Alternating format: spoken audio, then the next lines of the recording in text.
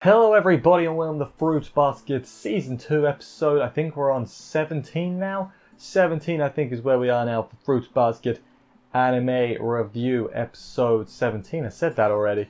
This episode, would you call it a break? I'd call it a little bit of a break for the more high stakes stuff. It was just school trip, everyone loves a bit of a school trip and that's what this episode was. Toru and Kyo just are the best. They are the most adorable people ever, and they're great. Also, Kakeru's alright as well. I think I got his name right. Hopefully I did, otherwise people will be like, you got his goddamn name wrong. And I'll be like, I'm really sorry, I didn't mean it. And that's basically what's going to happen. Also, yeah, it looks a little different. I've been playing with some things, so yeah. Anyway though, should we just get on with the episode? I think we will. It was a fun episode, a gang just hanging about mostly. But anyway, let's see exactly how that all went down. Let's do this.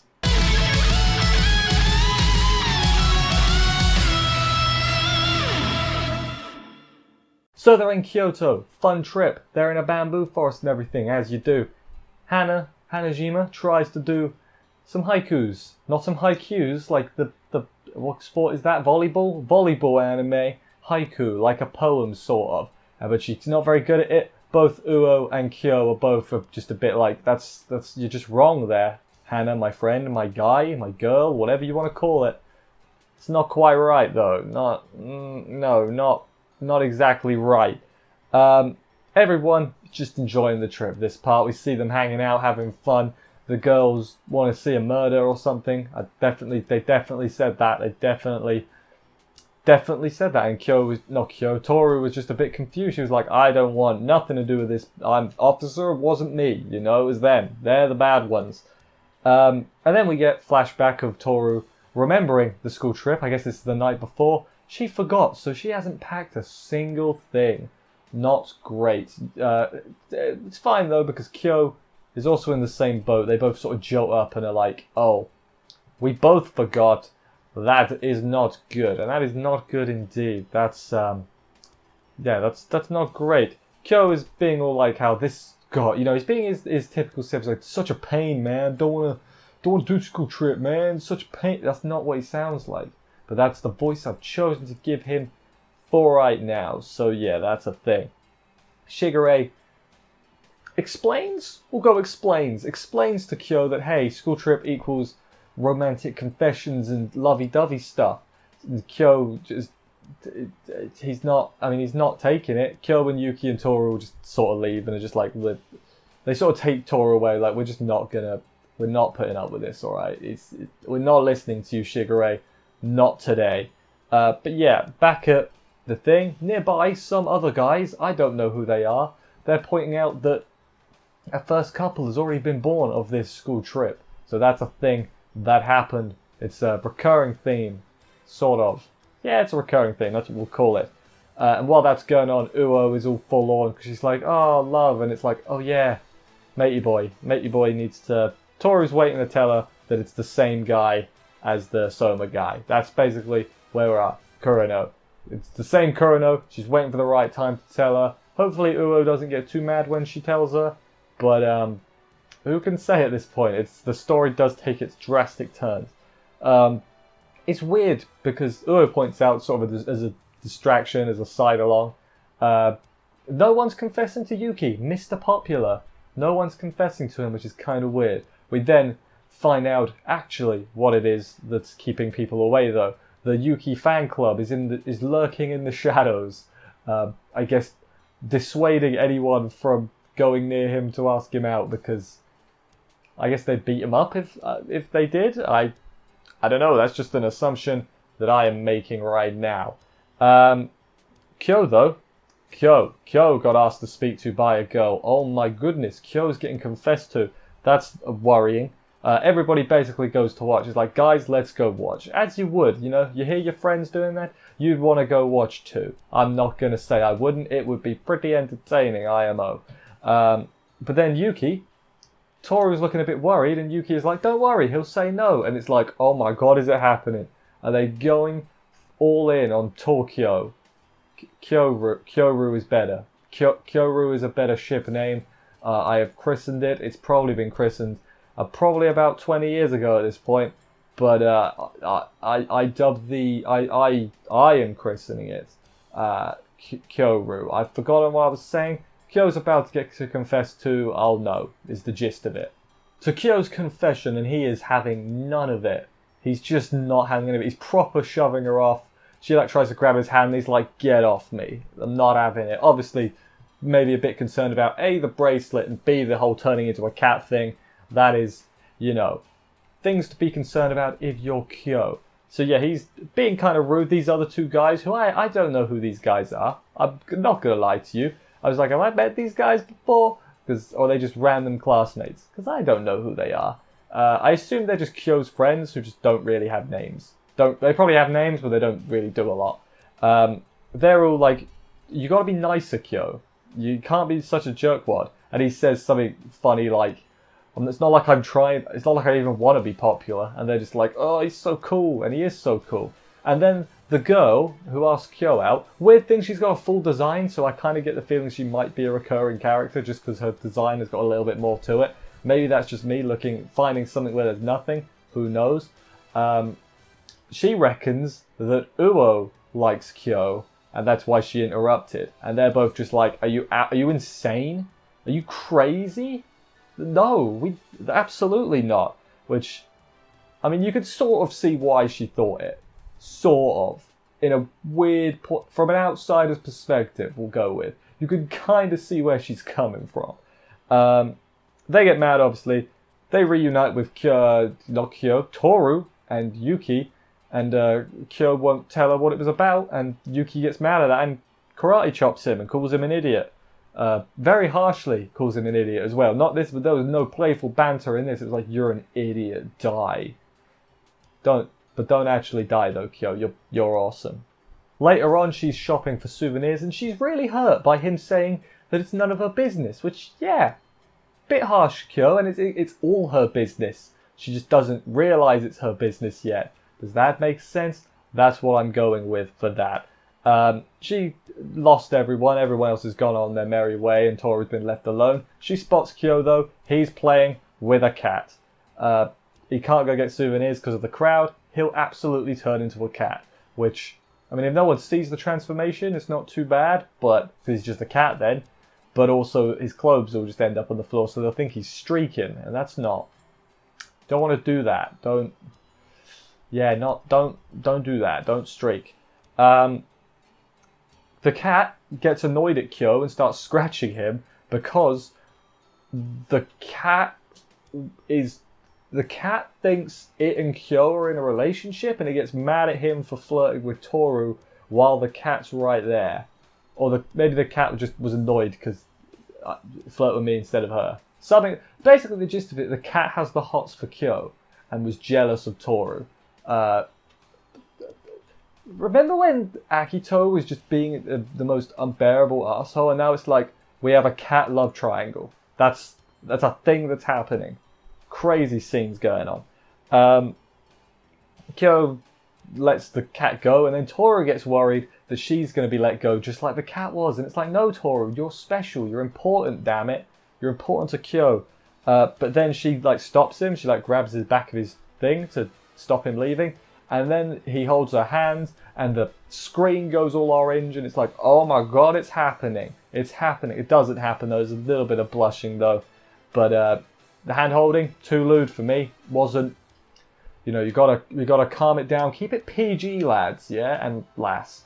It's not, obviously I'm jesting. I'm joking with you. Hand holding is a fine and wonderful thing. I don't know what I'm saying at this point.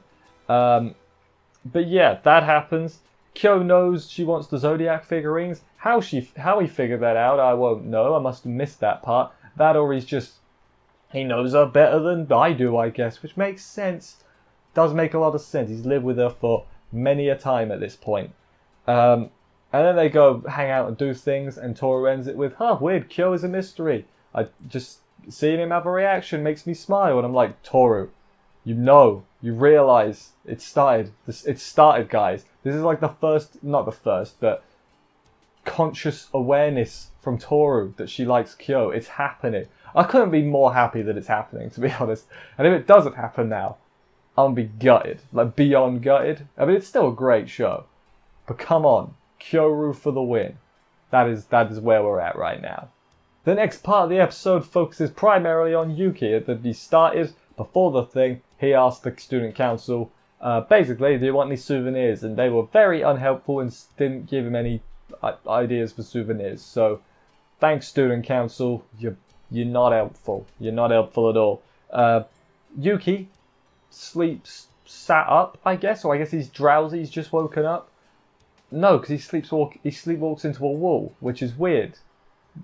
Has he always done that? That seems really inconvenient. I'm glad I don't sleepwalk, I'll be honest. My brother sleepwalks. Spooky, man. Sleepwalking spooky. He tried to escape out the back gate once. It was locked, though, and in his sleep, he got confused. But where was I going with this? Sleepwalking, yeah. So how do they wake Yuki up? Kyo's no help. He wants nothing to do with it. Fair enough there from Kyo, I think. Kakeru, though. Kakeru shows up and wakes him up by calling him a girl, which, I mean, not deliberately, it just sort of slips out, and Yuki then like pulls on his ear a little bit, as you would, really. And then later on, Yuki's hanging out with the guys, the gang. What? This can be the gang, the student council can be the guys. How about that? I'm not going to remember that. He's hanging out with the gang, the regulars, the main cast, we'll call them. And he basically says, there's no point in worrying about Kakeru's feelings. Not in a harsh way, in like a friendly banter kind of way. So it's nice that Yuki's got friends now that he can rely on, I guess. And yeah, then Uo tries to feed Kyo like an animal briefly. Not in like a cutesy way, like, this was like, here, come here, doggy, have your treat. That's basically exactly what it was. And Kyo was like, what the heck, what are you doing? No, I'm not going to do that. I'm not an animal, I'm a human being. Well, he's half animal. It's confusing, alright. Yuki holds Toru's bag away from this deer, and just because why not, I guess. And inside are the things. And then Yuki doesn't want souvenir. He's just happy with the memories, which is really nice. And then Toru reminds him more clearly. He's like, hey, you will remember these memories forever. So it's like, oh, that's nice. I guess Yuki still kind of thinks that he's going to end up locked back up. Not locked back up. You know, do they know? Do they know they're all going back to the mansion? Because Akito said so. I mean, if they do, he's got the memories still anyway, is what I'm trying to say. Which is nice. And smiling. Smiling's nice. A lot of smiling. That's where we're at right now. A lot of smiling. Kakeru loudly gets Yuki's attention by calling him Yun Yun, as you do. There was a bird outside. That's crazy right there. That was live and in. Let's just get on with it. I'm going to leave that in. It's fine. Yeah, calls him Yun Yun. He's got a lot of souvenirs, does old Kakeru, for his neighbours and stuff. His village mates. Village mates? Neighbours is the word I'm looking for. Then they go for an old stroll. Why does Kakeru keep asking about Toru? Let's answer the question. Well, no, not actually answer the question. He doesn't. He sort of dodges the question so well that I was thrown off. Drat, Kakeru, you genius. I really hope I've got his name right. But, yeah. He likes her, basically. Kakeru likes Toru. So, who saw that coming? Although, no, he actually doesn't. He's like, what would you say if I said that? And Yuki says, hey, it's fine if you like her. It's her choice. But if you hurt her, I will find you. And I will kill you, basically. But actually, he's saying that to Kakeru, but he's seeing Kyo when he says it. He's like, Kyo, come on. He's sort of like, you know what I mean? It's like a metaphorical type thing. It was quite good. I liked it. It was a big old thing. I hope they have that conversation at some point. Like, Yuki's gonna be like, you can make her happy, damn it. I don't know. I'm excited to see what happens, quite frankly. And then he's like, we won't be friends anymore. And I'm like, well, that took a turn. Like a child. And then he's all embarrassed about it. He's like, they're going to make fun of me. But then, no, they don't make fun of him. Oh, Kakeru actually gets really annoyed. He's like, man, why would you say that? I was just playing around. You don't have to tell me I won't be your friend anymore. Like, yeah. And then it says something about dirty videos as well, he says. And then that other girl shows up, whose name I've also forgotten. The student council girl. Man, the really flirty one. I can't remember. Oh, God. I've generally been pretty good with names with Fruits Basket, but the student council were relatively new.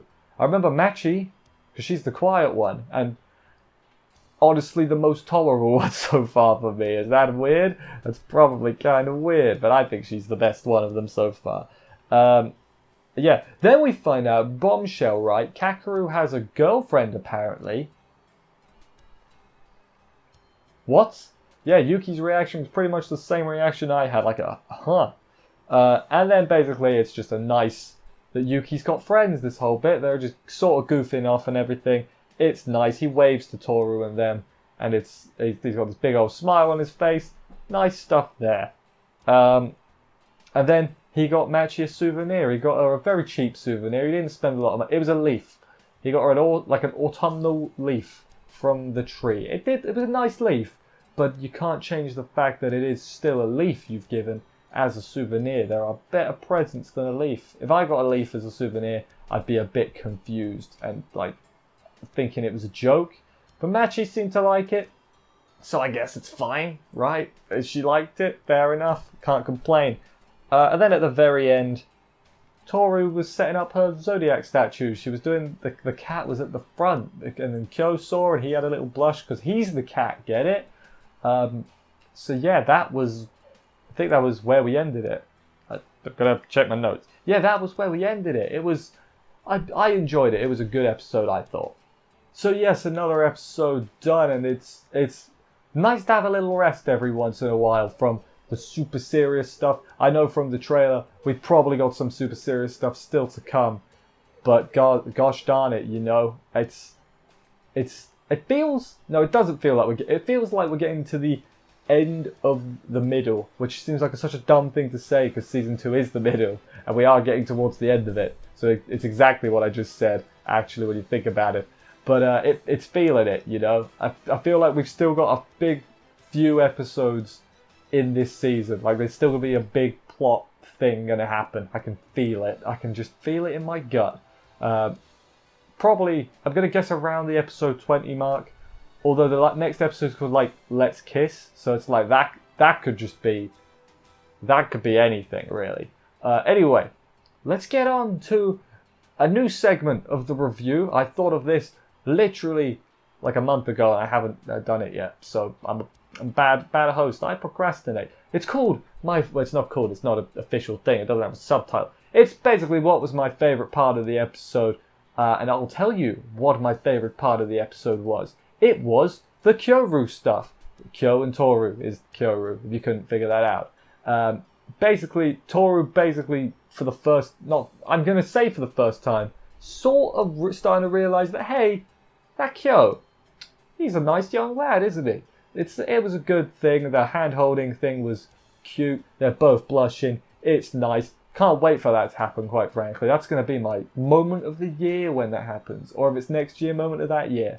Whichever year it happens, it's going to be a great moment. It's unexcited me. I'm really excited to see what happens next. The rest of the episode was still good, but that is my favourite moment of the episode. Anyhow, guys, I think I'll wrap this up now because, believe me, this new format I'm doing, videos get quite long. But that's fine. I like talking.